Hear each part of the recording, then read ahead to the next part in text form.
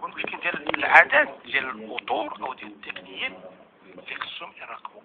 حنا كنعتبروا انه خصنا تضيف هذه البلديه، تضيف ديال الاطور العليا ديال التقنيين، ولكن كنلقاو الصعوبات مع الوزاره الداخليه. كيفاش يخدموها ولا ما كاينش مناسب؟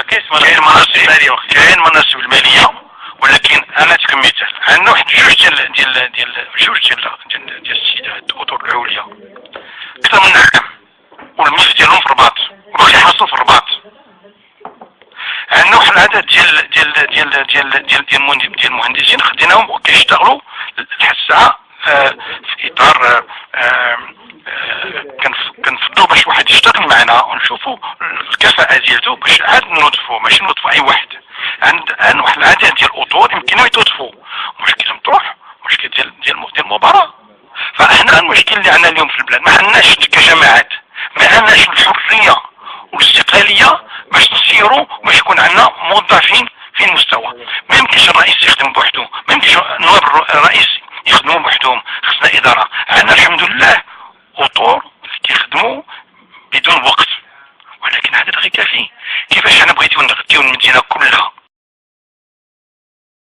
كاين الشركه كتمشي وكتحفر مثلا غمصه لما خصهم يدوزو شقادوس كيحفروا، وعادة ما كيخبروناش وكنحلوا.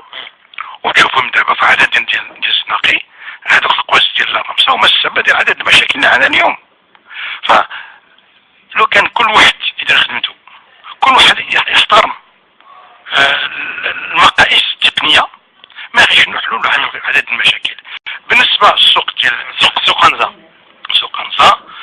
قنزه في وضعيه خطيره يرثى لها. كيفاش وضعيه خطيره؟ شنو لانه كما قال الاخ ربما تبرد ديك الوقت مواد ما كانوش صالحين. الساس ما كانش، ما فيش الساس. عملنا الدراسه. احنا دابا كتعرفوا ان هاد السنوات صرفنا ميزانيه ضخمه بالنسبه للسوق الحد، وصلنا دابا 120 مليون درهم. وهادشي كان عنده انعكاس على الميزانيات البلديه وعلى القدره ديال المشاريع باش نديروا مشاريع في المدينه في جهات اخرى. ولكن بالنسبه لنا 2013 غادي يكون عندنا الفايل الكافي باش يكون عندنا الانطلاقه ديال التكوين وديال الانظمه. بالنسبه للسوق الحادثه كيفاش الوضعيه ديالو؟ كلشي بقات مصيه، ما بقاش مشكل تما؟ لا، المشكل دابا حنا وصلنا للمرحله الاخيره. كان على الصعوبات مع واحد الشركه، ومن هذه النواحي المشروع تعطل شيئا ما. ولكن بالنسبه لنا خصنا في اخر السنه هذوك الخدمات الصغار اللي مازالين خصهم يكونوا. غادي يكون عندنا واحد السوق نموذجي، ولكن اللي تبين لنا كاين بعد توجد الماء اللي ما كيحترموش التحملات ديال السوق. كاين محلات جداد وبداو كيحفروا في الحيوط. فين السوق؟ سوق الحد. واش ليكستونسيون هذا هو المشكل. باش نقربوا المستمعين، واش الملعب البلدي هي نعم سيدي بداو كيحفروا كان كيحفر في الحيط، كان باغي يدز.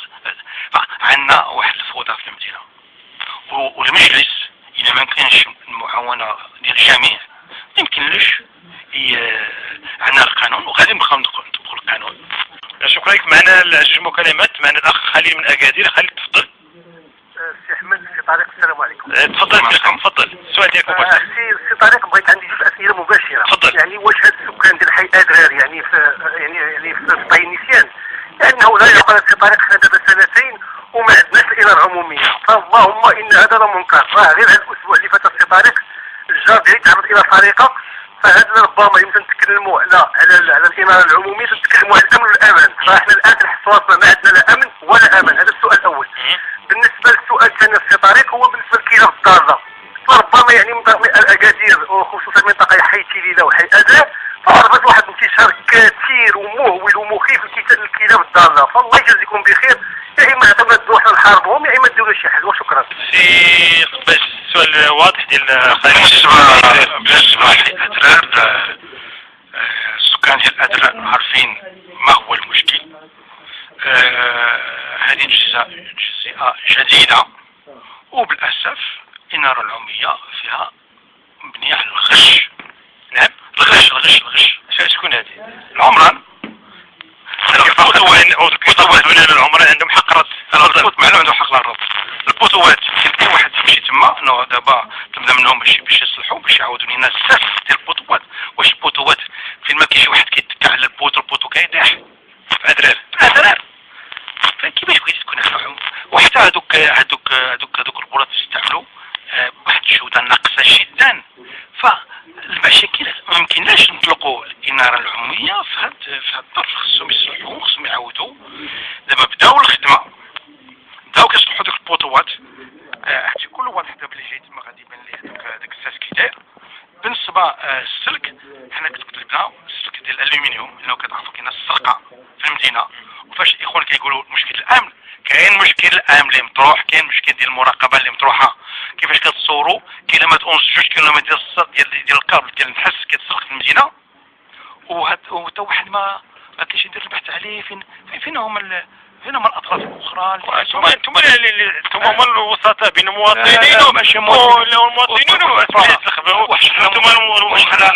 صوتوا عليكم الناس انه تكون وسيطه. انتم كتعاونوا وليد نرجعوا بالشفار. حنا جبناهم والشفار حنا جبناهم منين جاو الشفاره؟ شكون اللي خصو الامن؟ شكون اللي مكلف بالامن؟ واش البلديه؟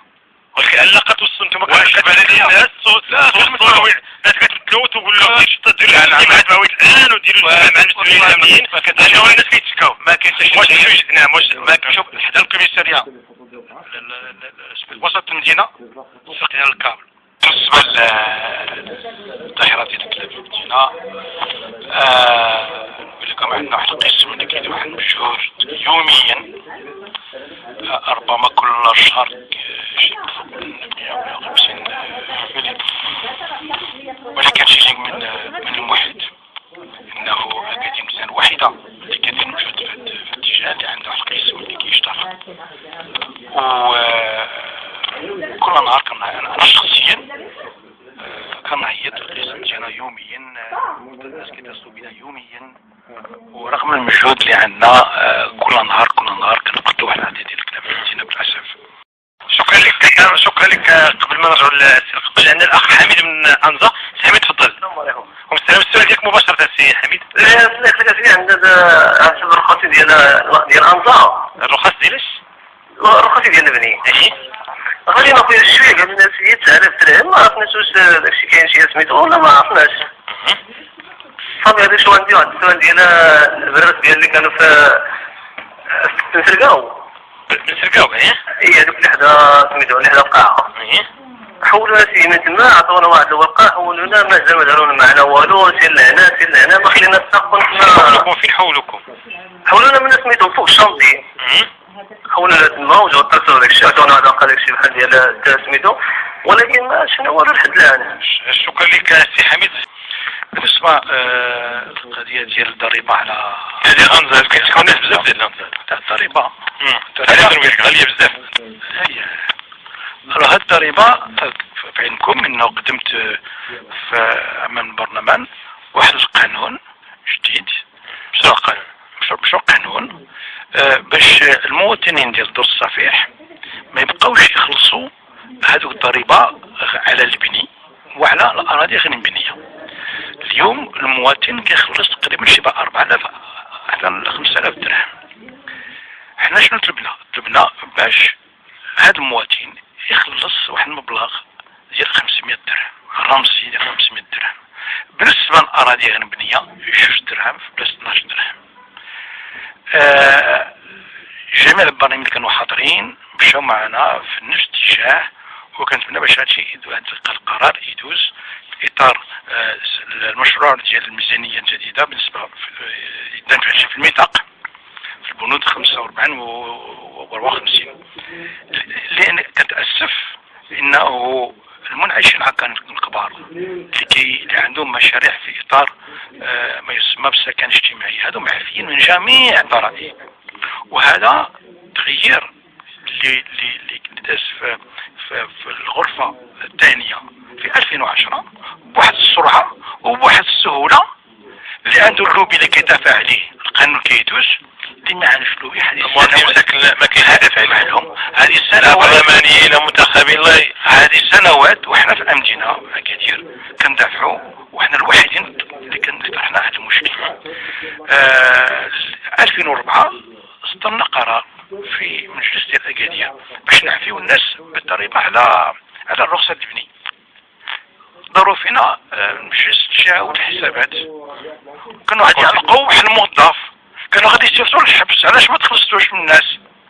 حنا عملنا مجهود وسمحنا في واحد النسبه ديال المداخيل البلديه، ولكن في جهه اخرى يمكننا نكون عندنا مدخول مهم، وهذه هي المساهمه ديال البلديه. كنطلبوا حنا العداله في المجتمع ديالنا. شو قالك القباش ونتمناو في 2003 المشكل يتحل. بالنسبه لدوك الناس اللي ترحلوا في نسرقاو، السلطه هي اللي دخلت وحيدتهم، ماشي البلديه. واخا صوتوا عليكم الناس هي حنا كندافعوا على السكان، وهي اللي ما بغاتش تحل. واش نمشي ندابز لك مع السلطه؟ نتوما دابا عجيب فين ما كان تحكي شويه مع شي الناس من السلطه كتقولوا هذا رئيس خايب كيدرسنا مع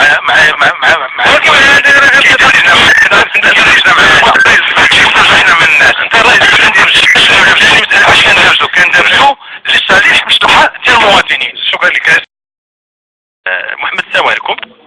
عليكم السلام. السؤال ديالك سي محمد مباشرة. هذا بخصوص يعني المقترح ديال القباش اللي كان في البرلمان على اعفاء ديال السكان ديال الصف اللي يستافدوا من البقاء، يعني من بعد التصريح ديال الوزير ديال العنصر على اساس الوزير الداخليه بالقبول ديال هذا المقترح، يعني امتى من الاجراءات اللي ممكن ديال البلديه فوق تفعيل هذا المرسوم. قضيه اخرى هو بالنسبه لدوك الموظفين البلديه القاطنين في دور الحسنيه، يعني شنو هما الاجراءات اللي دارت البلديه على اساس حل مشكل هاد الموظفين اللي فانزا ياك فانزا اللي ساكنين تقريبا دابا سنه ونصف، اكثر من سنه ونصف. وتحيه. شكرا لك. اولا بالنسبه لدوك الضرائب ماشي البلديه، البرلمان هو اللي عنده المسؤوليه وهو اللي خصو يصوت على هذا القانون الجديد. بالنسبه هذوك الموظفين اللي يهجموا على السكن ديال الحسنيه، موظفين البلديه هاد الموظفين هذوك العمارات ديال تابعين للعمران، خاص مشكل يتحل بين هذوك اللي ساكنين تما ولا شحال هما بزاف هاد الموظفين؟ شي 40 واحد 40 واحد دخلوا العماره ديال العمران. شنو العلاقه بين شنو البلديه شنو الموقع ديالها؟ البلديه جميلات بين العمران وهاد الموظفين. علاش دخلوا لهذا دخلوا انه كيقول لك ما عندهمش السكن، و حنا ما نقدرش نقبلوا باش الواحد يهجم على السكنات ديال الغير. اذا لقاو الحل مع العمران مرحبا. البلديه واش وقت ما كان شي مشكل العمران شنو كيكون هذا العمران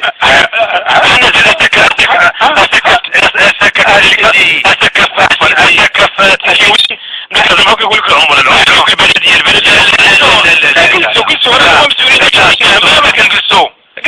البلديه الناس اللي ما عاشوش الحال يجي يدير مظاهره ويجلس لي حدا العمران حتى يجيو يفكوا لنا مشاكل. حنا دابا كندعوا الناس باش يديروا معلوم واش رئيس بوحدو، واش يدير الرئيس بوحدو؟ نمشي نشنق هذاك المدير ديال العمران. هذا مش كده الوقت. انا كنقول بالنسبه لي اكادير جوج مشاكل في هاد 60 سنه الاخيره: الزنزال والعمران.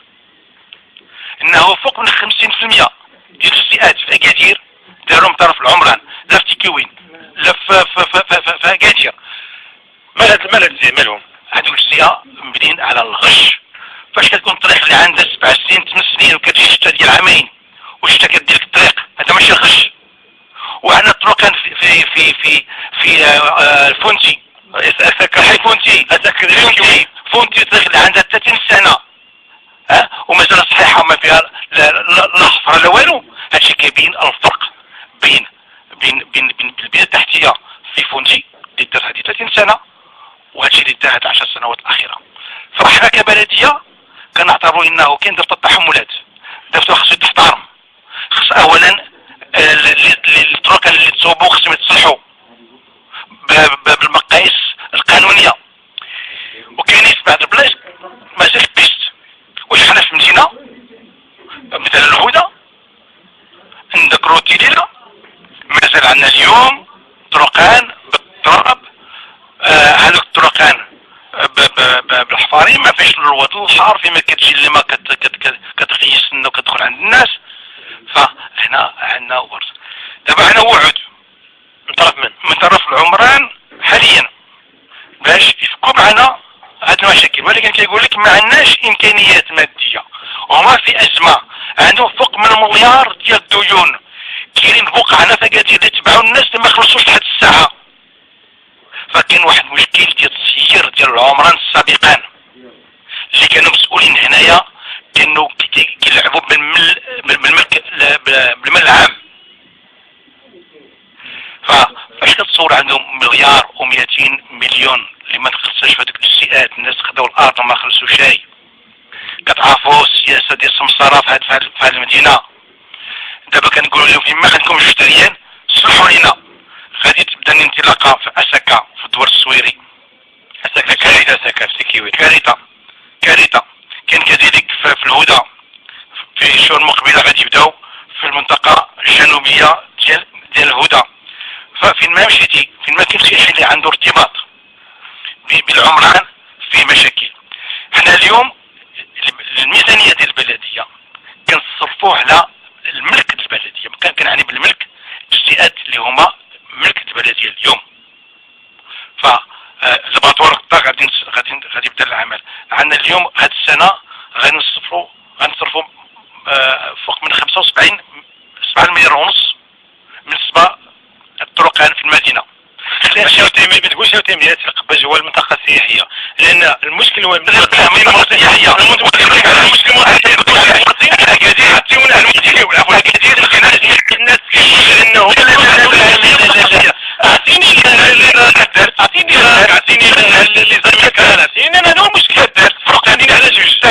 السياحيه.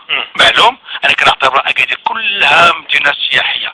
سيدي واحد الزياره في تادات اليوم، تادات اللي كانت كلها محفوره، خدمنا صرفنا تقريبا غنصرفوا شي 80 مليون في تادات، وغادي نصبحوا بواحد المدينه نموذجيه، واحد الحي نموذجي في تادات في انزا، كما عملنا في تيكيوين، كما عملنا في عدد تيكيوين تيكون وضعيه ديال البنيه التحتيه الكارثه. لا انت الكارثه اسكا ولا ما كتمشي لاسكا. اسكا كنقول لك اللي هو ملك البلديه. تفضل. اسكا ماشي البلديه، سميتو ماشي البلديه.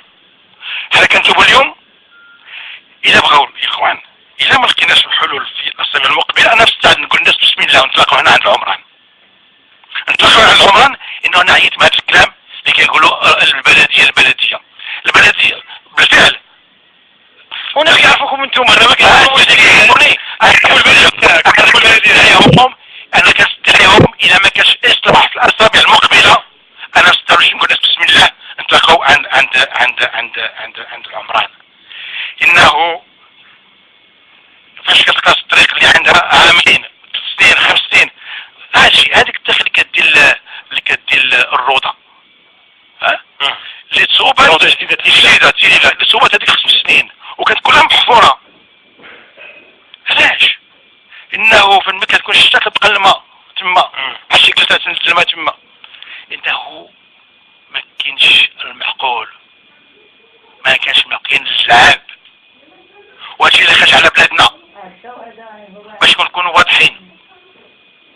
حنا اليوم كنحاولوا نحاربوا هادشي كله، ولكن كمنتخب كنديروا اللازم. الا ما وصلناش الحل غنقول للمواطنين بغيتوا الحل، ايوا نسمعوا الصوت ديالكم. نعم. وكيفاش حنا نبقاو دائما بالنسبه لي بالواجهه وناكلوا العصا. نعم. وناكلوا العصا. لو كنحاربوا المنعشين كانوا الكبار هو كتعطيهم انتم كتحاربوا. لا تعطيش الرخصه، حنا كنحاربوهم. وكاين اللي ما خداش الرخصه. نعم. وما حناش الصلاحيه باش الناس يديو الارض بالفابور ب2 ريال في هذه المدينه. نعم. شكرا لك. ولكن فقط بناء مؤسسه العمران اللي عندها حق الرد بما ورد من تصريح ديال السي القباج. معنا الاخ احمد من اكادير. احمد السلام عليكم. سي احمد. وعليكم السلام. تفضل سي احمد، السؤال مباشر. تفضل. نعم سيدي. تفضل السؤال ديالك. تفضل. يا سيدي انا واحد العامل ديال الانعاش الوطني في البلديه ديال اكادير، حنا ما مخلصينش شهرين هادي ما مخلصينش وضايعين. شحال نتوما العمال الانعاش؟ شحال نتوما؟ العمال ديال البلديه نقول لك شي 200 عامل تقريبا ما مخلصينش شي شهرين هادي. شهرين وعندنا ديما شهر 11 12 ديما تيديو علينا 11 و12. يا سيدي. شكرا لك السؤال واضح. انعاش بالفعل احنا عملنا واحد التغيير في الميزانيه في الدوره ديال ننتظروا التوقيع ولاية السلطة. بيان سور. لا واش حنايا واش انت بالنسبه لينا كنصوتوا اليوم وكنصرفوا في المال غدا؟ هادشي كيديروا في الدول المتقدمه، فرنسا، في اسبانيا، المجلس كيصوت والغد كيتصرف. حنا لا، خاص الموافقه ديال الرباط. اذا ما عندناش واحد الشهويه، واحد المركزيه، واحد وتعطينا الامكانيات باش نسيروا المدينات بالطريقه اللي بغينا، حنا غادي نبقاو دائما واحدين. وهنا فاش كنقول بالنسبه لنا الرئيس او المجلس واخا يكون عنده الاراده وعنده الا ما عندوش الامكانيات القانونيه باش ينفذ البرنامج ديالو كيوحل وكيتعطل في جميع. الاخ محمد من تدار، تفضل. هذا السلام عليكم. مكالمة أخيرة الأخ أمين، تفضل. السلام عليكم. كنتمنى ما يكونش البرنامج حتى هو أخير. لا عندنا الحلقة كيف فقط عندنا الحلقة، عندنا الحلقة الاثنين، ثلاثة، الأربعاء، الخميس نفس التوقيت. تفضل سي محمد. شكرا على هذا البرنامج في واحد المنبر. أولا السؤال ديالي ديال السي القباج، لأنه كان حاضر في واحد الملتقى في الهواء الطلق هذه الأيامات، بلا ما نذكر الملتقى كعرفوا كانوا شي احتجاجات ولافتات على شي ناس كيطلبوا يعني الإسكان، وربما هو اللي تلف هذه القضيه هذه. كنبغي نشوف واش شاف هاد الناس وشنو هو الموقف ديالو.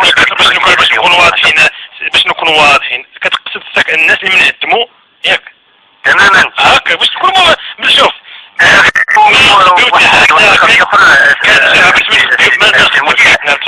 السي القباج ما غاديش نلوموه في حوايج كثيره، لانه راه الحمد لله راه خدم اكادير، لانها كانت صوت البرنامج والله يخليك تكيت عليه شويه، لان كثرت عليه شويه. راه عنده ما يتقال، عنده ما نشكروه زعما صراحه خدمت اكادير، ولكن كاين معترضات. شوف انا احنا ما غاديش شوف القباج شخصيه عموميه من حق المواطن انه يسولوه. شكرا لك. بالنسبه للقضيه ديال هذا المهرجان، ربما حضرتوا فيه ماشي بكايناش المرض كايننا الناس ديال اللافتات ضد كيبغيو السكن الشعبي يسموهم كيسمونها. اولا خصكم تعرفوا كاين ما يسمى بالسكن الاجتماعي اللي بدا في 2010 وساهمين فيه عدد من المعيشين العقاريين الكبار وهادشي. فكاين اليوم تبناو واحد العدد ديال الشقات في المدينه، فهذوك الناس يمكن يستافدوا في اطار هذا البرنامج. ما عندوش بزاف الحس ما عندوش. لا سمح لي، هذاك الشيء اللي عندهم شكون هدم لهم؟ السلطه. الناس علاش السلطه خلاتهم يبنيو؟ واخا علاش السلطه خلات الناس يبنيو في الشرف وحيت تدير علما انها كلها معرض الفيضانات؟ علاش السلطه خلات الشرف وتدات واللي راهو وحي النجاح والى غلينا مناطق معرض الفيضانات والقانون التعمير كيقول بانه ما يمنعش تبني فيهم وبناو فيهم وخليهم. علاش هذا التعامل المزدوج يوثق لهم؟ انا هادو حالات حرام. البناء عشوائي هي ظاهره من الستينات، ولكن هذا معرض فيضانات. سمح لي تفضل. لا سمح لي انا نجاوبك. الا بغيتي عاوتاني نغوتو. لا ما تغوتوش. لا هذا البناء العشوائي اللي كنشوف على الجبال كنعتبر شي مسؤوليه ديال السلطه المحليه. حنا كبلديه عملنا محاضر باش نوقفوا الناس باش ما نخليوش يبني في منطقه اللي غير صالحه للبناء، والسلطه سكتات. الولي ديك الوقت سكت، كلشي سكت، البلديه سكتت. البلديه لا بوحدها هي اللي بقات واقفه. وكان عرفت الانتخابات ديال النواب في الاسميتو في صوفا على الجبال، الناس كيعتبروا فيما كيبان رئيس البلديه غادي يجيب الشرعيه اليوم، فخلاو الناس حتى بناو. وكاين اللي اغلبيه هذوك الناس اللي بناو تما ناس اللي لاباس عليهم اجانب على المدينه، ماشي ناس المدينه. وانا عندي مشكل في المدينه اليوم، عندي مئات ديال السكان المدينه اصليين اللي ما عندهمش السكن. هادو ما عندهمش حق السكن، عندهم حق السكن. هذا المشكل اللي كاين اليوم. كاين ناس اللي ما احترموش القانون، كاين ناس اللي خرجوا على المدينه من السلطه ومع السكان. شكرا لك. هذه ما نقبلوهاش وبغينا حنا نرز. كلمه اقل من 10 ثواني للسكان ديال اكادير، كلمه اخيره. ندير واحد كلمه اخيره تلقى. النقطه الاخيره ثواني. النقطه الاخيره، احنا اليوم عندنا عدد ديال المشاريع اللي غادي يبانوا في الوجود في الاسابيع المقبله، منهم بنية تحتية، طرق، ذات الاحياء، المشروع ديال البرج جديد، كاين كذلك. شكرا. شكرا لك. شكرا لك عفوا. شكرا لك سيد رئيس بلدية أكادير.